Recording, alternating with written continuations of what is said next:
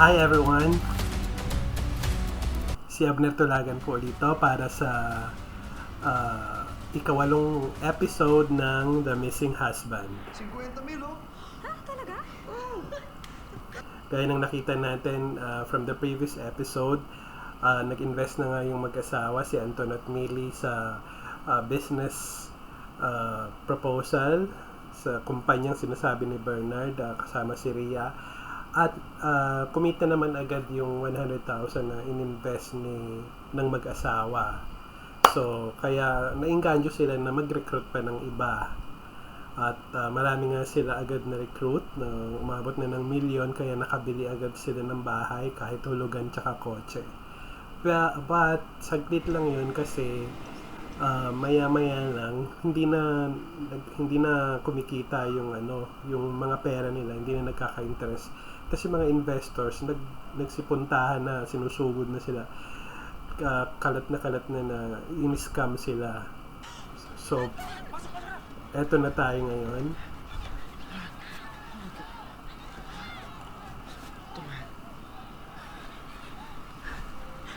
Yan siguro. Doon muna tayo kina mama. Ha? Oo nga. Pumunta na nga si Anton sa Dubai pero walang opisina doon, yung sinasabi yung nasa kontrata, hindi nag-e-exist yung opisina ni Maganda, di ba, Ma? Brendan. Pati si Rhea hindi na sila Mali talaga in-entertain dito sa Pilipinas. Kasi Ano mas tinakas gusto na mong talaga yung sapatos? pera nila. Nude or black? Hindi ko alam kung dapat pa natin ituloy. Ma. Napadala ko na yung mga imbitasyon, di ba? Tsaka, hindi na natin pwede i-cancel yung venue. Tagal-tagal na rin natin itong pinaghahandaan mo. Birthday mo.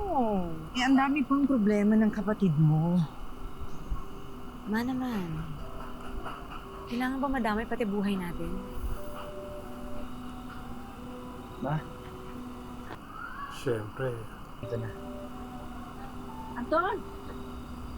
Ma? Kagali ang Pinoy, nagbe-bless muna.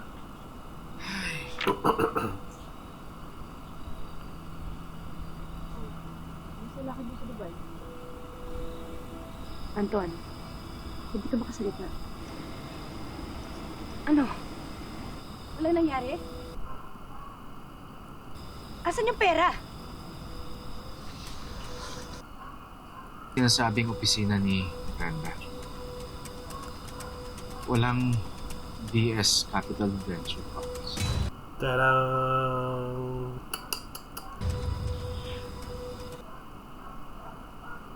Ay mahabol. Ganda ng acting niya. Teka.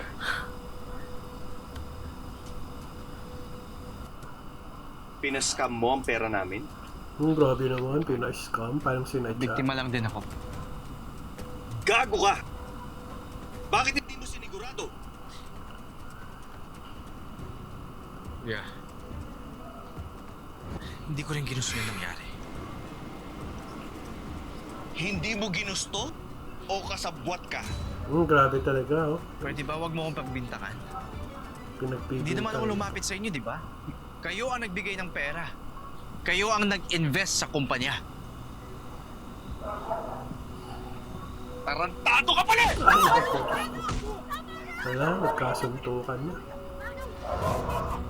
Wala.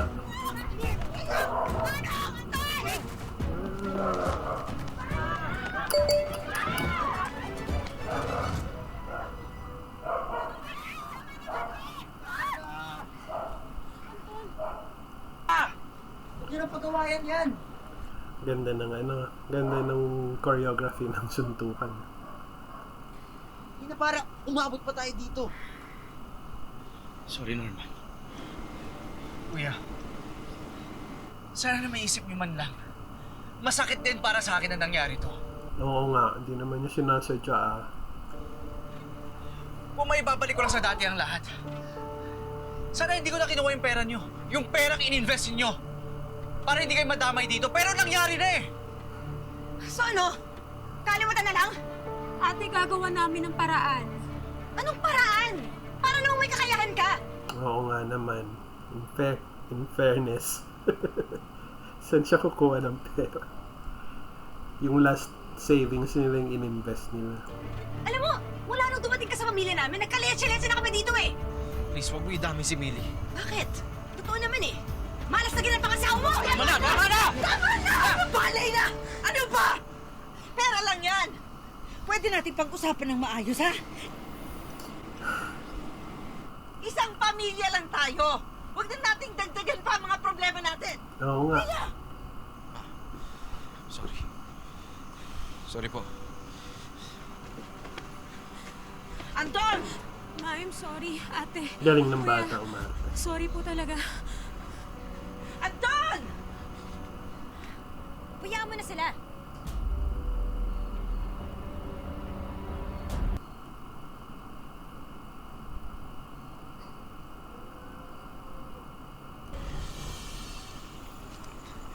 Sinayang ko yung pera na pinaghirapan nila. Lahat sila nagtiwala sa akin. Pinaniwala ko silang lahat. Di naman At wala kang sinasadya. kasalanan. At malinis ang konsensya mo.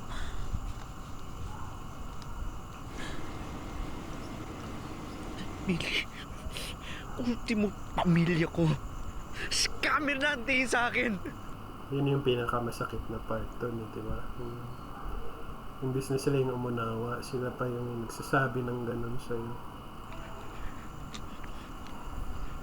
Ano na lang sila. Hindi nila sinasadya yun kasi lahat naman tayo may mga pinanggalingan, di ba? Pinabayaan ko silang lahat. Hanggang ngayon, failure pa rin ako. Ang hugot niya eh, nanggagaling sa from the past pa eh. Kotse na to. Yung bahay natin. Paano natin babayaran yun? Lahat yun hindi pa bayad sa bangko. Millie, walang-wala na tayo. Huwag ka mag-alala. Basta magkasama tayo, kakayanin natin lahat ng ito. Basta magkasama tayo. Di ba yung lagi yung sinasabi, basta't magkasama. From day one, basta magkasama. Malalagpasan natin ang lahat ng ito. Matatapos din ang lahat ng ito.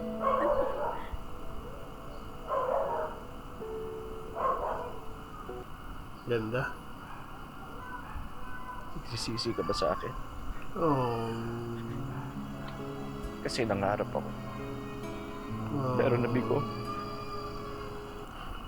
Kakasad naman. Kasi mahal na mahal kita. Oh. At kahit anong mangyari, hindi kita iiwan. Oh. Ang ganda. Ganda ng script ah. No. Ganda. Galing ng actingan pati ni Rocco. Honey Glenn, okay na.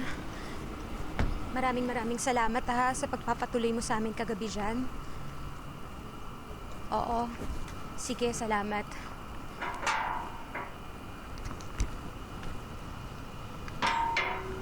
Naku, yung bahay niya. Sigurado ka ba sa plano mo?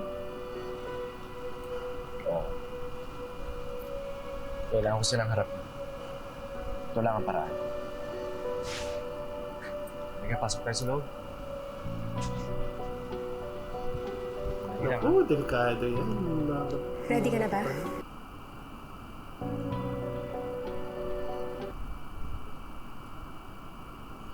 Siya pa rin kumukuha ng vlog. Marami sa inyo nagtatanong ngayon. Alam ko marami sa inyo naguguluhan. Oo nga. At least, hinarap niya yung problema through his vlog kasi marami siyang nakumbinsid through this vlogging niya channel niya eh. Mga nakumbinsin na mag-invest ng malalaking pera ng mga OFWs. Gusto ko lang malaman ninyo na naiintindihan ko ang mga pinagdadaanan nyo. Puro galitong emoji yung... Kagaya nyo, biktima lang din kami ng isang panloloko. Hindi ako ang kaaway. Grabe Pero naman aminado sinasabi, ako na oh. ako ang naging daan sa scam na ito na kinasangkutan natin lahat. And for that, Kinasangkutan, hindi kinasangkutan. I am sorry. Ako po ay humihingi ng tawad sa inyong lahat at kaunting pangunawa. Tama. Tama naman sinasabi niya. Bilang ako ang nag-introduce sa inyo ng BS Capital Ventures Fund, asahan ninyo na mahahanap ko ang taong responsable sa scam na ito. Gagawin ko ang lahat para mahanap si Brendan Salazar. Para Post mo yung maibalik ang pera picture. nating lahat. Pangako. Lagay mo yung picture nila Bernard para alam din ng mga tao. Aayusin ko ito. Kaya sana ay magtiwala ulit kayo sa akin. Thank you for your attention. This is Anton.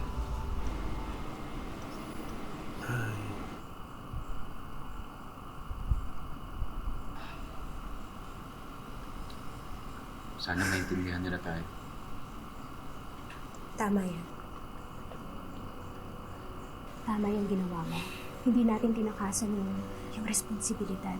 Saka, ginagawa natin lahat para wala nang magbiktima si Brendan. Sabi nga dapat ipinost mo yung picture niya.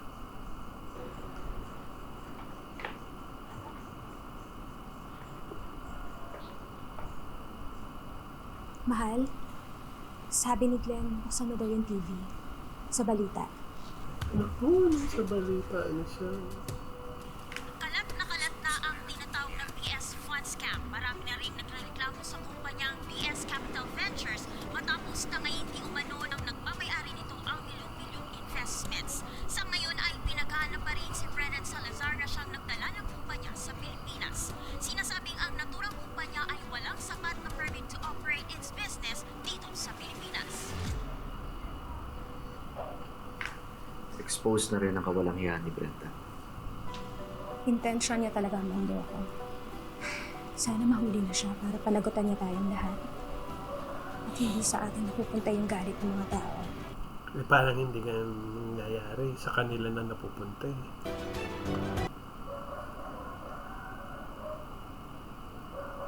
Bakit ang ibili doon sa kabilang grocery? Huwag na, tama na. Nahihiya na ako. Sobrang dami mo nang tinutulong sa akin. Bakit? Nahihiya? Let me Google your mind. Sino ang friend ko nung college na nagpapakain sa akin sa tuwing walang-wala na ako? Noon 26 ang waistline ko bago kita nakilala eh. Sino ang friend ko na unang nagpadala ng tulong nung nagkasakit si tata? Millie, napakabait mong tao. Oo nga. Nabalik ko lang lahat ng to. As they say, friends are few and treasure. That is what we are. Superstar. Kakatawa yun. Kakatawa naman yung character. Tsaka yung backstory niya. Pero hindi nakakatawa yung aso ng kapitbahay na kahol ng kahol. Kaya walang hiya-hiya. Ayoko nang madamay ka pa. Millie, wala kayong kasalanan ni Anton. Alam ko yun. Mabuti ang intensyon ninyo. Yang Brenda na yan ang dapat managot. Kahit pa, naaawa ako dun sa mga taong nadamay. Kung pwede lang kausapin ko sila ng personal isa-isa para humingi ng tawad at kailangan bayaran ko kahit mahirap. Tama na nga yung drama-drama. Baka bumaha pa dito nang wala sa oras. Oo nga eh. Natitigilan ako pinapanood ko. Excuse me? Ikaw ba si Millie Rosales? Ako nga po. Alam nga, kaluluwa mo, walang yaka! Ay, sama naman. Grabe. Kung karapatan manakit, gusto mo pakain ko to sa'yo? Bakit hindi? Biniktima ako ng magagansyong yan. Pa-vlog-vlog pa ang asawa mo. Paawa, Efe. Hindi na uubra yung mga drama niyo. Grabe talaga to. Skandalo siya, oh. Dahil bistado na kayo.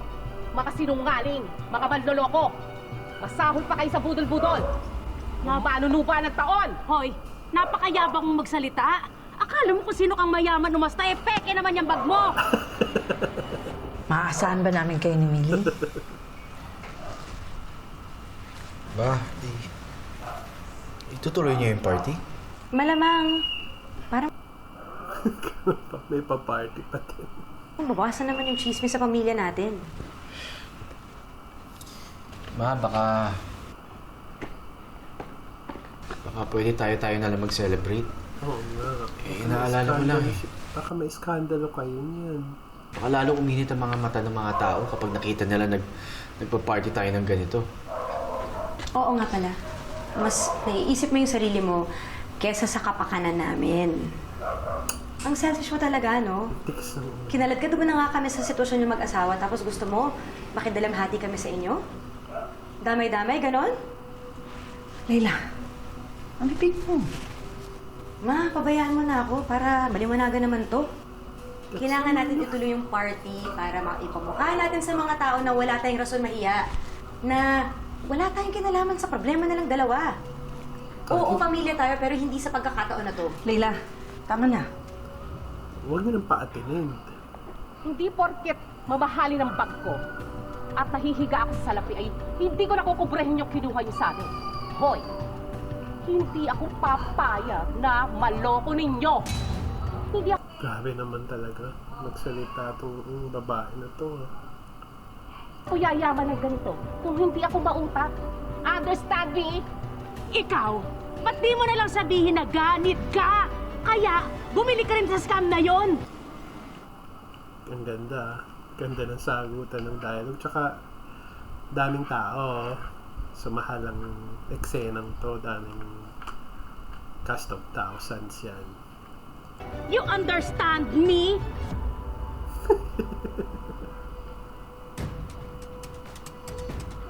Makinig kayong lahat. Ano?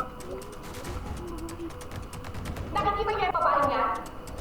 Iniskandalo talaga si Minnie siya. Rosales. At ang asawa niya si Anton Rosales ay manloloko.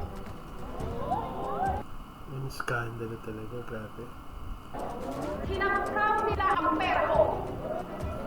Kung alam ko na, bumili na lang sana ako ng mga mamahaling designer bags. Tintik yung babaeng yan. Ang kapal ng mukha. Manunuba. Grabe. Diyos ko. Pwede niya nang ilubog sa lupa yung ulo niya sa hiya. Kaya kayo, huwag na huwag kayong paloloko sa babaeng yan. Siya po! Siya po! Tara na, Millie. Umalis na tayo dito.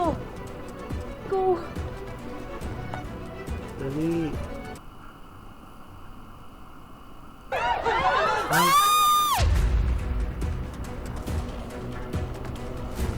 Grabe naman. Grabe talaga. Hindi pa nakontento. Ayan lang, oh. Ria? Si Ria? Yung girlfriend ni Brendan? Nakakamukha lang.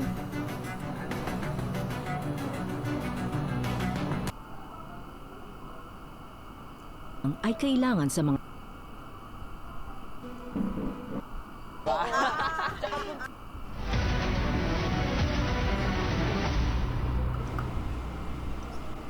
Ayan na nga. Ria? Oh, siya nga. Si Ria? Inulit Yung ko para girlfriend ni makasiguro. Nakakamukha lang. Ayun sila.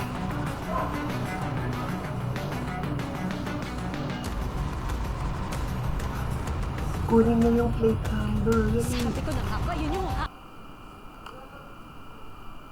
Kunin nyo sana hinabol nyo yung plate number. Andito pa sa Pilipinas pala. Ayos na yun. Brendan! Brendan! Brendan! pare, kapag may balita ka kay Brendan, ha, sabihan mo ako agad. Sige pare, good luck na lang. Salamat. Asahan ninyo na mahanap ko ang taong responsable sa scam na ito. Gagawin ko ang lahat para mahanap si Brendan Salazar.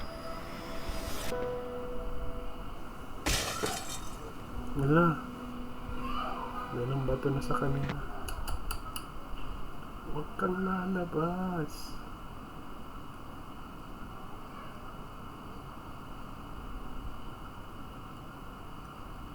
Baka mapano ka dyan.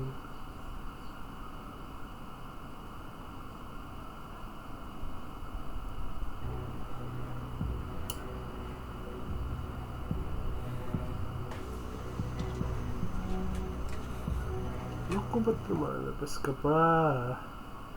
Delikado eh.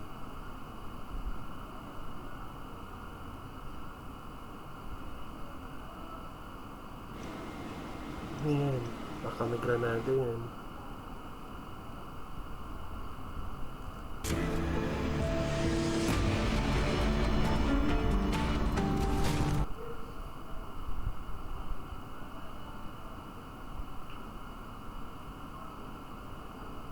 Puntang Mindanao. From there, babiyahe tayo papunta Malaysia. Hindi ako papayag na matakasan niya lahat ng kasalanan niya. Sino sila? Mr. Antonio Rosales? Ako nga. Sir, nandito po kami bilang representative ng Horizon Banking. Sir, way past due na po yung deadline nyo for payment auto loan po. Pinapapull out na rin po ng bangko yun. Wala na silang bahay.